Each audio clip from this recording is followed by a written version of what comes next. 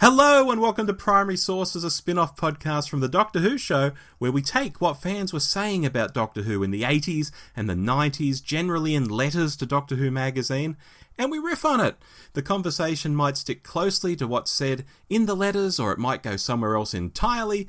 This is podcasting without a safety net. For this episode, I'm joined by Garry from the Doctor Who Big Blue Box podcast. Hello, Garry. Hello, Rob. Thank you very much for having me. My pleasure. Are you intrigued as to what copy of Doctor Who magazine I have in front of me? I'm really intrigued, yeah. It's the past episodes I've listened to, it's always been, which one, are we going to be stumped with some real classic stuff, or is it going to be more, I don't know. So yeah, I'm looking forward to it. It's going to be good. All right then.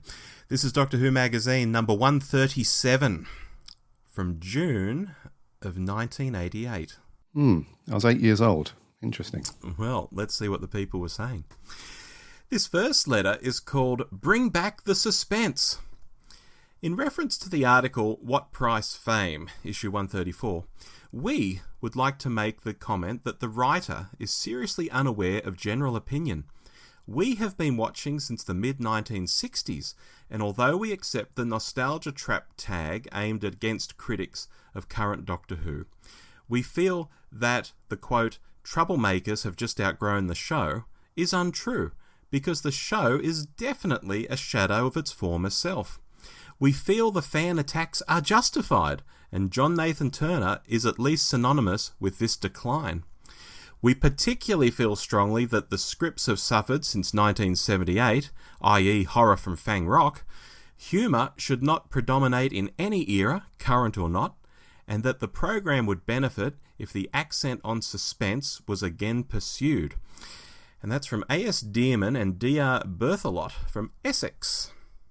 Oh dear, that's not a very good that's not a good letter to kick things off, is it? This is around season 24, 25, I guess, if this is the late 80s.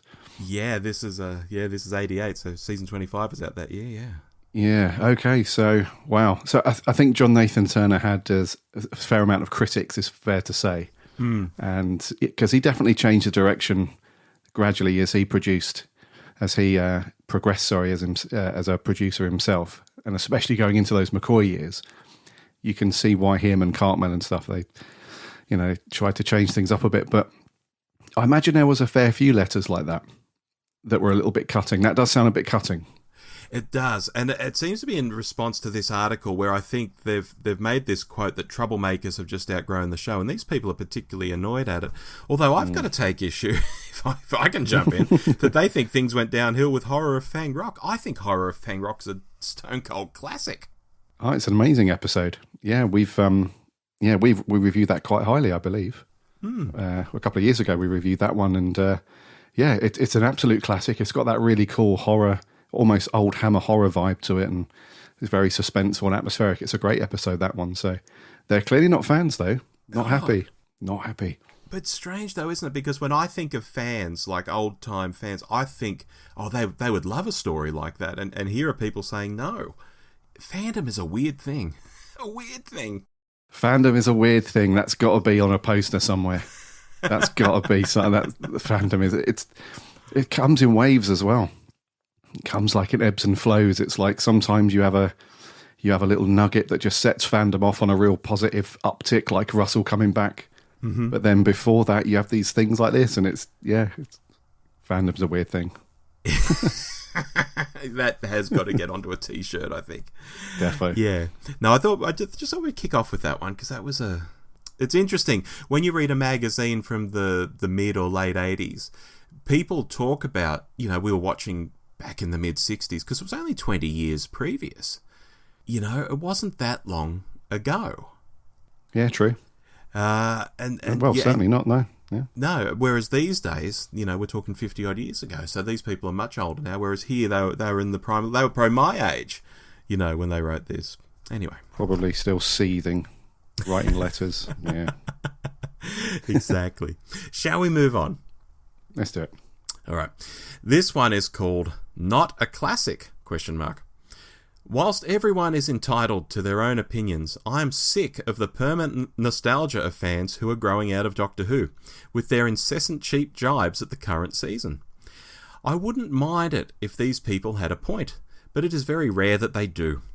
Season 24 was by no means perfect, but in the classic Dragonfire and uproarious Paradise Towers, it has provided its quota of adventures to go into the show's Hall of Fame. And besides which, Sylvester McCoy is a fine doctor with the potential to become the best. It is the supposed all-time classics of the show that really disprove the so-called dedicated fans of the show. Nathan Brown's letter in Doctor Who magazine issue 135 was the perfect example of what I detest about these matters. He laments about season 24 and compares it with the frightening Pyramids of Mars. Having this story on video, I very much doubt that an 8-year-old, never mind an 18-year-old, would be in the least bit scared by it. And that's John T. Earls, Bletchley, Milton Keynes. This is almost the flip side of the same coin.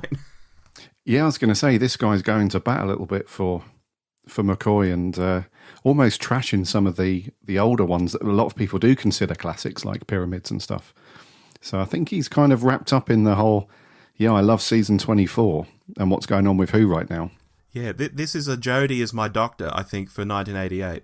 Exactly, yeah, that's what I was thinking. It's like McCoy's certainly his doctor at this point in time, and he's going to bat, which is really cool, because we were saying that fandom is weird, and we have the like the letter you read first, and then literally within a few seconds you can flip it, and then you have someone that's really not happy with someone else it's just happy to go to bat. So as long as people aren't being dicks to each other, then this is great. I love this whole, actually I disagree with this person, but here's a good reason why I feel that way. It's not just, I feel like you're wrong. Yeah. So I like this kind of debate, this to and fro between Who fans. It's cool. Yeah, exactly. I mean, I've got to take issue. I mean, he says the uproarious Paradise Towers is on its way to the Hall of Fame. I mean, I was 13 years old when when Paradise Towers came out, and I was happy that there was a new doctor and, we'd gotten over the sacking of Colin and all that, but even I could see at 13 that Paradise Towers was not a stone cold classic headed towards the Hall of Fame.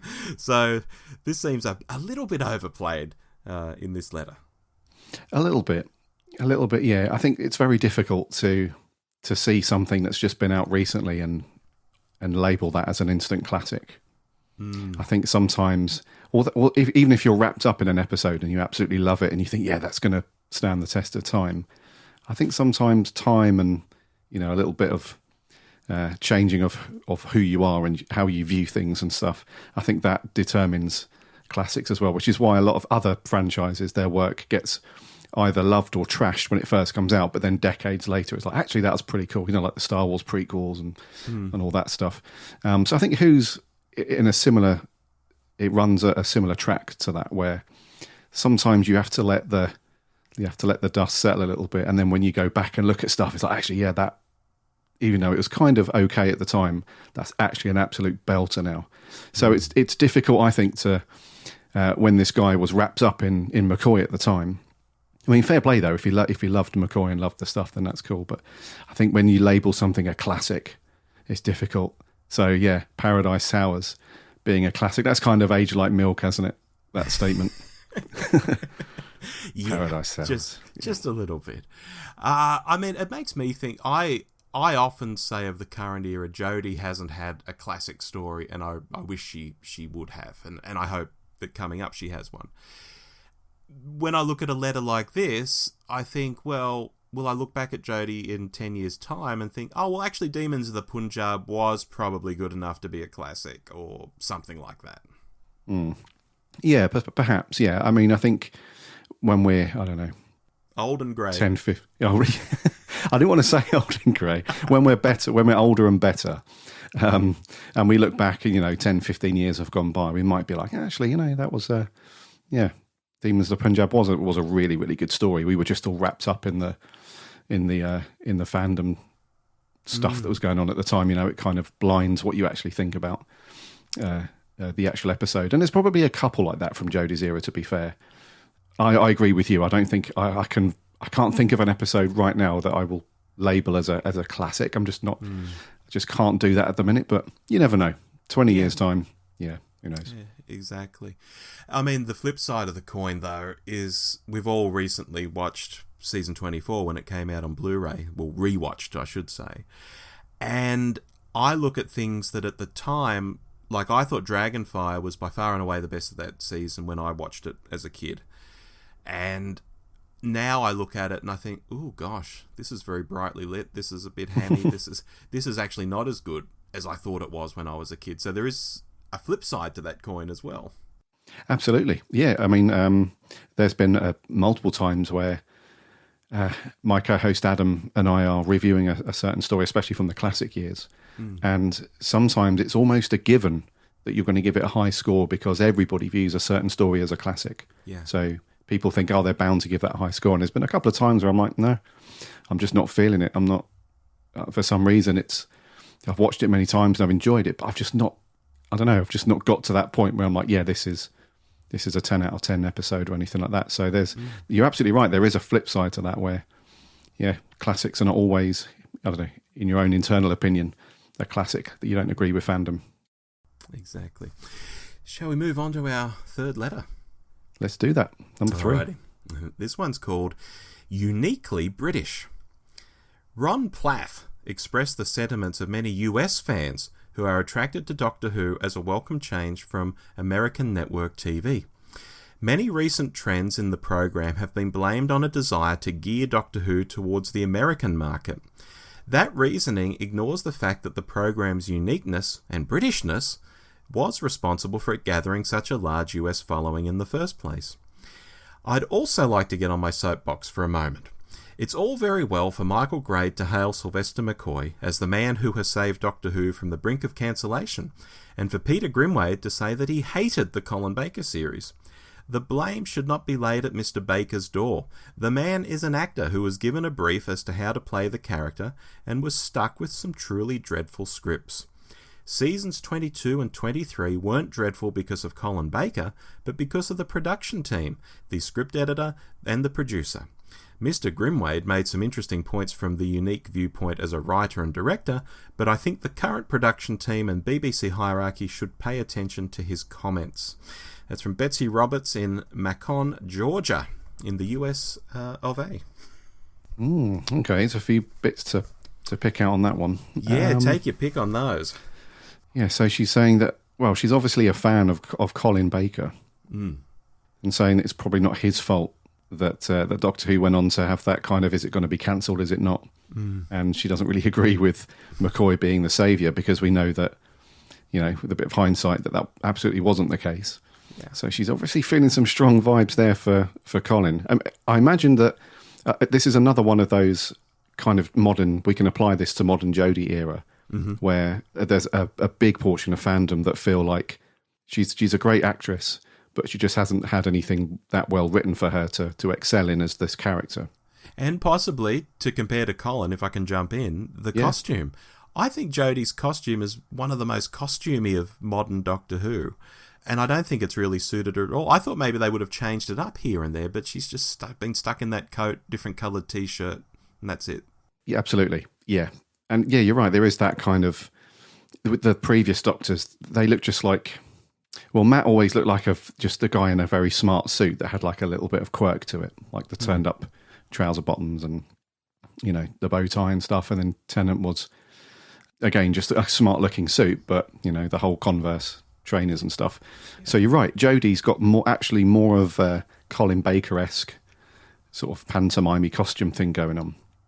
Yeah, absolutely right. So, but yeah, it does sound like she feels that Colin's a great actor, and he just wasn't given a great story to really excel in and stuff like that. So that's interesting that because a lot of people view it the other way round. A lot of people view that, you know, God bless Colin, we love Colin, but he just doesn't appear very high on people's lists, and I hate lists anyway. But he doesn't normally appear in like people's their favourite list of Doctors. He's always further down the list. Yeah. And so it's almost the other way round in reality. So you can see what she was trying to get through with the letter. But yeah, it was almost Colin brought the ratings down because people couldn't really get on board with his Doctor. And then when McCoy came along, you could see, right, okay, cool, they've moved in a slightly different direction. They're going to do this and that. But ultimately, the dudes at the BBC weren't having any of it. But it's interesting that letter is a certain way at that time, back in the 80s. But in hindsight, it's actually the reverse that was the reality. What I found interesting is she talks about, they're trying to gear the show towards the American market. Now, if she had written this in 1996, around the time of the telly movie, I'd be like, well, yeah, she's quite right. I can see what she's saying. But for the life of me, and I was a fan around this time, I can't think of anything they were trying to... Well, I guess Perry, the pretend American companion. I mean, that's a whole weird thing in itself, how Nicola Bryant is English and JNT was saying pretend to be American. Even in her interviews with Doctor Who magazine, she's like, oh, yes, I've got dual citizenship. And it was all just made up. Aside from Perry, I can't think of anything, actually, that was really geared towards the American market. Can you? Other than the TV movie. Yeah, but this is back in 88 when she's writing this letter.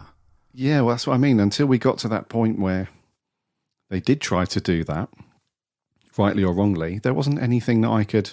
Because she does say something around being quintessentially British is the thing that makes Doctor Who what it is, kind of thing. I think that's what she's getting at. Yeah, and I think she's right about that.